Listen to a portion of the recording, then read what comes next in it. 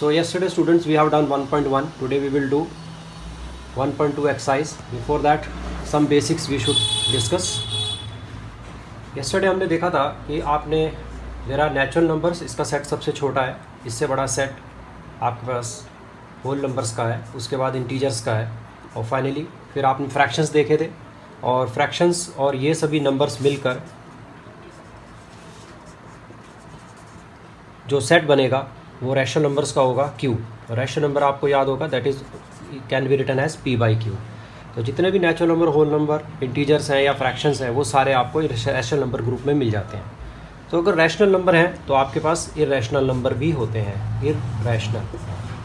So what are irrational numbers? इसको समझने के लिए जब आपने देखे होंगे √2, आप इसकी जब वैल्यू निकालते हैं तो आप कैलकुलेटर यूज़ करके देखिएगा, आपको कंटिन्यूअली बहुत सारे नंबर मिलेंगे।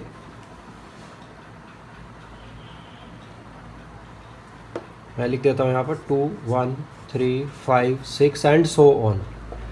आप देखेंगे यहाँ क्या हो रहा है कि अगर आप √2 की वैल्यू निकालते हैं तो you are getting different digits in the quotient, but they are not repeating itself. और ये इसका कोई एंड भी नहीं आ रहा, तो इसको आप बोलते हैं non repeating and non terminating. इसमें ये दो चीज़ें आपको देखने के लिए मिलेंगी। इसका मीनिंग क्या है? इसमें ये दो प्रॉपर्टीज़ होती हैं, वही हमारा इरेशनल नंबर होता है। बिकॉज एक तो जब आप इसे सॉल्व करते हैं you are getting non terminating number, क्योंकि ये टर्मिनेट नहीं करता। सपोज करिए आपने 10 को 2 से डिवाइड करा, 2 5 10, तो ये टर्मिनेट कर गया, आपको एक क्वोशंट 5 मिल गया, तो ये टर्मिनेटिंग है। बट अगर आप इसकी तरफ देखते हैं तो यहाँ आपको ऐसा कुछ नहीं हो रहा, यहाँ कंटिन्यूसली ये चीज़ चलती जा रही है। और ऐसे आपके पास बहुत सारे नंबर होते हैं जो इरेशनल होते हैं। सिमिलरली आप √3 की वैल्यू भी चेक कर सकते हैं।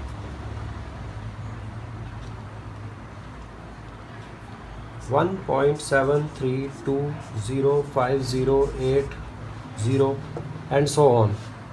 आप इधर भी देखिए कोई भी नंबर अपने आप को रिपीट नहीं कर रहा, तो these numbers are irrational numbers. Now आपको इरेशनल और इरेशनल नंबर अगर क्लियर है तो आपको बता दिया जाए,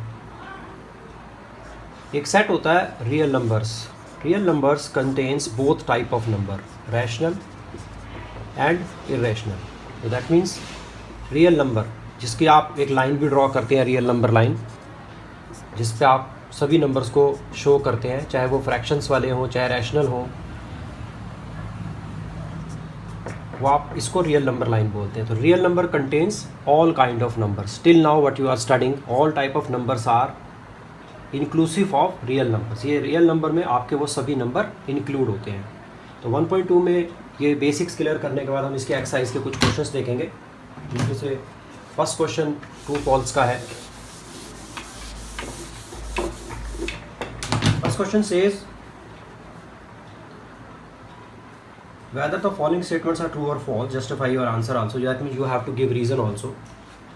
So first question, first part, first question is every irrational number is a real number. इनका कहना है कि जितने भी इरेशनल नंबर हैं वो रियल होते हैं। बिकॉज मैंने आपको भी बताया रियल नंबर में दो चीज़ें होती हैं, रैशनल नंबर भी और इरेशनल नंबर भी। तो इनका कहना है every irrational number is real number. तो your answer should be true, because इसका सेट छोटा है और ये सेट बड़ा है, तो ये इसके अंदर इंक्लूड है, या आप कह सकते हैं ये इसका सबसेट है रियल नंबर का। तो जितने भी दुनिया के इरेशनल नंबर हैं वो रियल तो होंगे ही होंगे। तो आप इसके लिए रीज़न दे सकते हैं because real number contains both kind of number, rational as well as irrational. और आप कह सकते हैं because irrational number set is a subset of real number set. Question number 2, part 2, every point on the number line is of the form √n। इनका कहना है कि आपके पास एक नंबर लाइन है, उस पर जितने भी नंबर आप तक आपको मालूम है, जो भी इनके बीच में भी आते हैं, होल नंबर्स के बीच में भी जो नंबर आते हैं, वो सभी जो भी नंबर हैं, every point on the number line is of the form √n। वो सभी नंबर √n की फॉर्म में होते हैं, where m is a natural number. आप देखिए नेचुरल नंबर का सेट बहुत छोटा होता है और उसके अगर हम √m निकालते हैं तो वो सारे नंबरों को रिप्रेजेंट नहीं कर पाएगा, वो एक लिमिटेड नंबर को रिप्रेजेंट कर पाएगा। तो ये फॉल्स है statement, and reason is that other type of numbers are also available on the number line, because of that this statement is wrong. तो आप ये रीज़न दे सकते हैं। Part number 3,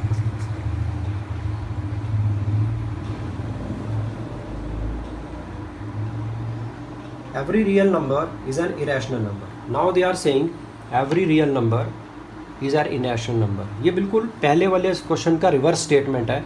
Here they are saying कि जो बड़ा सेट है वो इसके अंदर इसका सबसेट है. कुछ इस तरह से ये स्टेटमेंट है. तो जाहिर है ये स्टेटमेंट रॉन्ग है, फॉल्स है. सभी रियल नंबर इरेशनल नहीं हो सकते, बिकॉज रियल नंबर में बहुत सारे दूसरे नंबर भी होते हैं जिन्हें आप रैशनल बोलते हैं, जो इस ग्रुप को बिलोंग नहीं करते. That means rational numbers are also are the present in the real number set. So reason लिख दीजिएगा इसका आप, ये फॉल्स है, because rational numbers also present in the real number set. और आप ये भी लिख सकते हैं real number set contains both type of number, rational as well as irrational. तो ये वाली रॉन्ग इसलिए है क्योंकि ये एक रॉन्ग स्टेटमेंट है कि रियल नंबर इरेशनल होते हैं. सभी नहीं हो सकते. इसका कुछ पार्ट इरेशनल होता है और कुछ पार्ट रैशनल होता है. So these are the 3 parts of first question. Second question is are the square root of all the positive integers irrational. So first of all integers को रिकॉल कर लीजिए. तो स्टूडेंट्स ये आपके इंटीजर्स हैं, ये इधर नेगेटिव है, ये 0 और ये पॉजिटिव इंटीजर्स हैं. So as per question number 2 statement is are the square root of all positive integers. Square root means this is the square root of positive integers. इसके बारे में अभी हमने थोड़ा लिखा था. So these are the square root of positive side of integers and they are saying अगर हम इसका स्क्वायर रूट करते हैं वो सभी रैशनल होते हैं. इसका आंसर 1 है. ये ठीक है, ये रैशनल होता है, ये रैशनल होता है, बट इसका आंसर 2 है. ये रैशनल होता है, रैशनल होता है. सिमिलरली जब √9 आएगा उसका आंसर 3 आ जाएगा. तो ये भी आपने देखा ये रैशनल है और ये जिन पे मैंने टिक किया है ये इरेशनल है. तो इनकी बात आधी ठीक है आधी गलत है, तो ये एक रॉन्ग स्टेटमेंट है. तो ये नो लिखेंगे आप इसका answer. No, this statement is not correct. Because अगर इसके सभी आंसर्स इरेशनल होते तो हम लिखते हाँ ये बात स्टेटमेंट ठीक है. एट दिस मोमेंट कुछ अंडर रूट्स या स्क्वायर रूट्स करने पर हम लोगों को रैशनल नंबर मिल रहे हैं और कुछ में हमें इरेशनल मिल रहे हैं. तो हम लोग ये स्टेटमेंट को रॉन्ग बताएंगे. ये हमारी रॉन्ग स्टेटमेंट है. सेकंड है इसका पार्ट, इफ़ नॉट, अगर ऐसा नहीं है कि सभी रैशनल नहीं होते, give an example of the square root of a number that is a rational number. आपको कोई एक एग्जाम्पल देनी है जो ये प्रूव कर सके कि ये स्टेटमेंट रॉन्ग है. तो आप इसको दे दीजिए. That means if I do the square root of 4 I got a rational number. और you can write if I take the square root of 25 I got a rational number. Any equation, any number which you like, which is a rational number, that example can be given.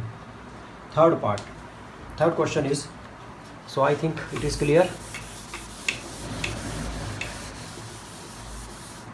So students, in question number 3 you have to represent √5 on number line. तो इसके लिए आप अपने NCERT book में कुछ examples को देख लीजिए, वो कैसे समझाए गए हैं. उसमें एक नंबर लाइन है, उसमें आपको नंबर 2 को रिप्रेजेंट करना है. इसमें आप इधर 0 सोच लीजिए, इधर और इधर आप समझ ही होंगे -1 और +1. सिमिलरली यहाँ 2. इनके जो लेंथ्स हैं ये सभी इक्वल होनी चाहिए जैसे नंबर लाइन में होती है. बट इसे आप 1 सेंटीमीटर भी ले सकते हैं और 3 सेंटीमीटर भी ले सकते हैं. बट जो भी ये लेंथ है आपको मालूम होनी चाहिए. सेम लेंथ की आपको यहाँ परपेंडिकुलर ड्रॉ करनी है. दैट मीन्स ये लेंथ्स बिल्कुल इक्वल है और ये वाला एंगल 90 डिग्री है. अब उसके बाद आपको इससे मिला देना है स्केल से. तो ये आपका √2 है. कंपास जो आपका होता है उसका जो पॉइंटर है वो आप यहाँ रखेंगे, जो नीडल है, और यहाँ पर उसकी पेंसिल रखकर आप एक आर्क ड्रॉ करेंगे जो इधर आकर लाई करेगी, इस पॉइंट को शो करेगी. तो इस समय यहाँ से लेके यहाँ तक आपकी जो लेंथ है वो √2 के बराबर है. बिकॉज आपको मालूम होगा जो सर्कल होता है या जो आर्क होती है उसकी सभी रेडियस इक्वल होती हैं. तो आपने बिकॉज यहाँ रखा था, ये आपका सेंटर हो गया और आपने ऐसे ड्रॉ किया तो ये लेंथ और ये लेंथ दोनों इक्वल होंगी. तो इट मीन्स ये भी √2 है और ये भी √2 है. तो इसको आप कैलकुलेशन से चेक करना चाहते हैं तो आपको पाइथागोरस थ्योरम याद होगी. सपोज़ करिए ये A है, ये B है, ये C है. तो पाइथागोरस थ्योरम क्या बोलती है, जो हाइपोटेन्यूस होता है आपका यानी AB² is always equal to AC² base square plus perpendicular square. ये होती है आपकी पाइथागोरस थ्योरम. बिकॉज इस समय आप सोचिए कि आपको ये मालूम नहीं है, आपको ये तो मालूम है ना, ये दोनों यूनिट 1 1 है. आपने 1 1 ली थी, 1 यूनिट लिया था. बिकॉज आप इसमें सेंटीमीटर में मत जाइए, वो आपने एक ड्रॉ करने के लिए जो आपको सबसे सूटेबल डिस्टेंस लगता है वो ले लीजिएगा जो आपकी नोटबुक में ठीक से बन जाए. इसमें ऐसा कुछ नहीं है कि आपको 1 सेंटीमीटर लेना है या 1 इंच लेना है, कोई भी एक यूनिट ले सकते हो आप. तो AC² आपका 1 यूनिट है. सिमिलरली BC² आपका 1 यूनिट है. तो आप देखेंगे आपको 2 मिला यहाँ पे, और ये ए बी स्क्वायर है। तो जब आपको पता है ए बी आपको निकालना होता है और यहाँ से स्क्वायर हटता है तो आप देखेंगे इस पर √2 आ जाता है। दैट मीन्स इसकी जो हाइपोटेन्यूज की लेंथ है वो √2 है।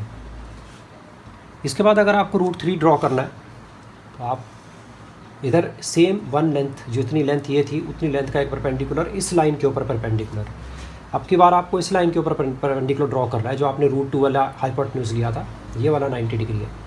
सिमिलरली फिर आप इस लाइन को इससे मिलाएंगे, यहाँ कंपास रखेंगे और ऐसे आप एक आर्क ड्रॉ करेंगे तो आप देखेंगे कि आपको इससे √3 की वैल्यू मिल जाएगी।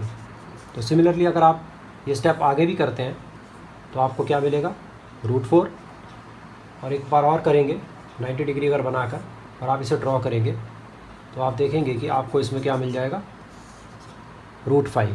सो आप देख सकते हैं ये आपका √5 हो गया। तो आपको ये लेंथ जब आप इसे स्केल से बनाएंगे तो आप बहुत इजीली बना पाएंगे। तो ये आपका √5 ड्रॉ हो जाएगा। इसमें बेसिक जो है वो पाइथागोरस थ्योरम है जिसकी वजह से इसको बनाया जाता है। थोड़ी सी प्रैक्टिस करने से आपका इजीली बन जाएगा। Got it. इसका एक और तरीका देख लेते हैं, अल्टरनेटिव मेथड। अगर हमें √5 क्योंकि ये काफ़ी लंबा मेथड है, इसमें पहले √2 बनाना पड़ता है, फिर 3, फिर 4, फिर अल्टीमेटली 5 बनता है। तो अगर हम किसी और तरीके से √5 को फाइंड आउट करते हैं तो हम एक चीज़ देखते हैं, ट्रायंगल बनाते हैं। इसकी वैल्यू 2 है, इसकी वैल्यू 1 है, और सपोज़ करिए ये मेरा हाइपोटेन्यूज है h। तो हाइपोटेन्यूज की वैल्यू होगी under the root base square perpendicular square, that means 4 + 5, that means √5। That means ये √5 है। अगर मेरा बेस 2 होता है, परपेंडिकुलर हाइट 1 होती है। तो इसी चीज़ को यूज़ करते हुए आप नंबर लाइन बना लीजिए अपनी। ये आपका -1 है, ये आपका 0 है, ये 1 है, सपोज़ करिए ये 2 है, और सपोज़ करिए ये 3 है। क्योंकि आपको बेस 2 लेना है आप, तो ये आपके 2 यूनिट्स ये हो गए। तो अब की बार आप परपेंडिकुलर ड्रॉ करेंगे 1 यूनिट का, वो यहाँ पर करेंगे, और जो आप स्केल से मैच करेंगे लाइन वो यहाँ करेंगे। अब आपका बेस 2 है, परपेंडिकुलर 1 है। तो इस वाली कैलकुलेशन को देख लीजिए आप, ये एक राइट एंगल ट्रायंगल बन गया।